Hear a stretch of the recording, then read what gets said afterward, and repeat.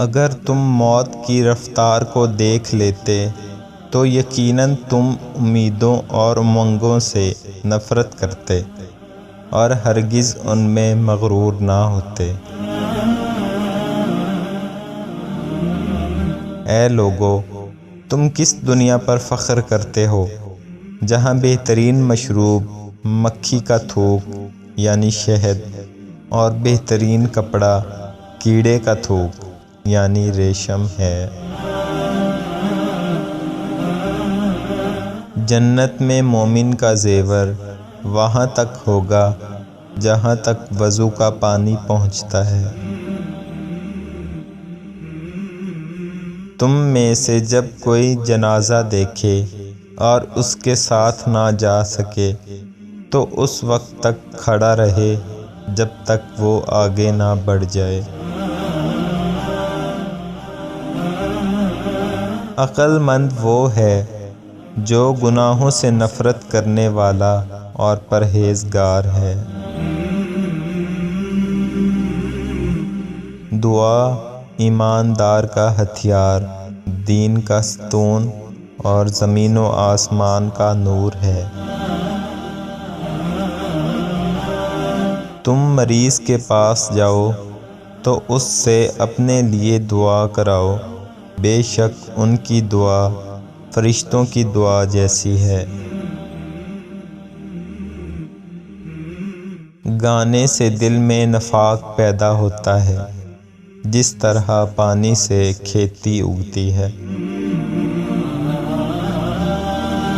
جو عیب سے آگاہ کرے وہ دوست، اور جو منہ پر تعریف کے پل باندھے وہ دشمن ہے۔ اپنی حفاظت اللہ کے نام کر دو، وہ تمہیں شکست اور وباؤں سے محفوظ رکھے گا۔ بے شک شیطان تمہارا کھلا دشمن ہے، سو تم بھی اسے اپنا دشمن سمجھو۔ وہ لوگ جو مسلمانوں میں برے رسم و رواج کو عام کرتے ہیں ان کے لیے دردناک عذاب ہے۔ جب کوئی اللہ کی نعمت پر الحمدللہ کہتا ہے تو اللہ اس کو اس سے بھی افضل نعمت سے نوازتا ہے۔ بندہ جب ماں باپ کے لیے دعا کرنا چھوڑ دیتا ہے تو اس کا رزق قطع کر دیا جاتا ہے۔ سکھ اور مسرت ایسے عطر ہیں جنہیں جتنا زیادہ دوسروں پر چھڑکیں گے اتنی ہی زیادہ خوشبو تمہارے اندر آئے گی۔ عقل کی حد ہو سکتی ہے لیکن بے عقل کی کوئی حد نہیں۔ زندگی کی مصیبتیں کم کرنا چاہتے ہو تو زیادہ سے زیادہ مصروف رہو۔ وہ علم بیکار ہے جو انسان کو کام کرنا تو سکھا دے لیکن زندگی گزارنا نہ سکھائے۔ جو لوگ اپنے فیصلے بدلتے رہتے ہیں وہ زندگی میں کبھی کامیاب نہیں ہوتے۔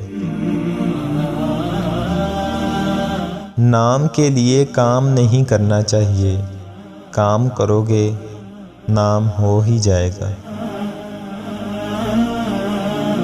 انسانوں کی بے غرض خدمت کرنا انسانیت کی معراج ہے۔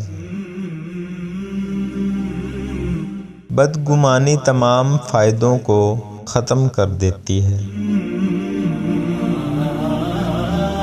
اپنے کام حسین انداز میں کرو کہ اللہ تعالیٰ اچھے کام کرنے والوں کو پسند فرماتا ہے۔